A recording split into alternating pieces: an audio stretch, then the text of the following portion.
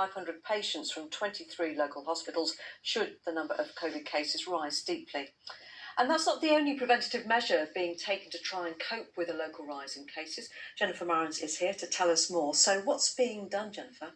Well, Public Health England in Worcestershire have announced today that family visits to care homes have been halted due to a rise in coronavirus cases, so only compassionate or essential visits will now be allowed. Now, the council has said that they understand how frustrating this can be for families, but because of the unreliability of testing figures at the moment, it's a precaution. So what about testing? There have been problems with that. What's the latest? Yes, well, as we saw in Giles's piece, new test centres are being brought online wherever possible. We've had new ones opening in Wolverhampton today, but problems with booking and accessing tests in the region are still continuing. We reported yesterday, for example, that the Solihull Test Centre closed early due to high numbers of people arriving for tests, which caused congestion in the area. One of those affected was father of two, James Brodie.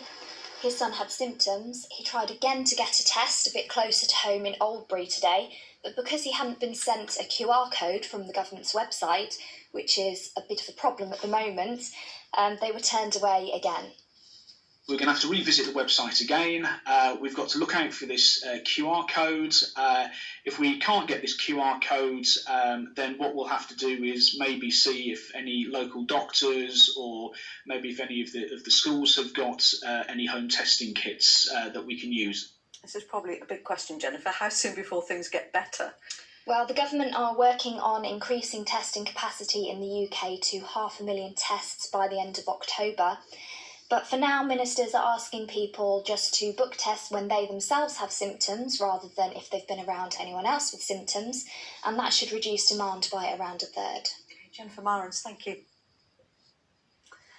To other news now, and 3 men are being treated in hospital after being shot in Coventry city centre last night. West Midlands Police say the shootings happened in Far Gosford Street around 10:15. 2 men have serious injuries, the other more minor injuries. It's believed the offender left in a dark-coloured vehicle. Police have caught 2 drivers racing along the A500 in Staffordshire at speeds of up to 144 miles an hour. The pair were spotted by officers from the Central Motorway Policing Group. Both have been reported for exceeding the limit and racing on the highway. Police say a collision at those speeds would have had catastrophic consequences. Campaigners trying to stop the construction of the high-speed rail project linking the